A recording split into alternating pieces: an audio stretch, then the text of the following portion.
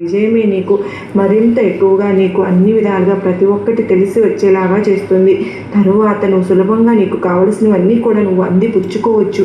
అలాగే నీ జీవితం అంతా కూడా ఎప్పటి వరకు నిరాశ నిస్పృహలతో ఉండేది కదా, ఎప్పటికీ కూడా సంతోషంగా ఉండలేనేమో అని చెప్పి అనుకున్నావు. కానీ నీ సంతోషం అనేది ఎలా ఉంటుందో నువ్వే చూస్తావు. నీ జీవితం ఎవరూ కూడా ఊహించని విధంగా మలుపు తిరుగుతుంది.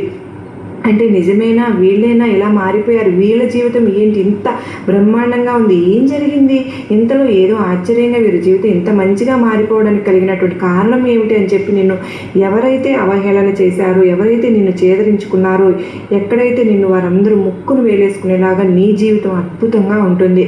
నీ కష్టాలన్నీ కూడా, నీ బాధలన్నీ కూడా నా దగ్గర శరణు వేడుకుంటున్నాయి. ఇక నువ్వు ఎప్పుడు కూడా ఆ కష్టాల దరిదాపులకు కూడా రావు. అంటే వచ్చినప్పటికి కూడా అవి నిన్ను సమస్యలుగా వెళ్ళిపోతాయి, కానీ నిన్ను మరింతగా ఇబ్బందికి గురి చేసేలా ఏ సమస్య ఉండదు.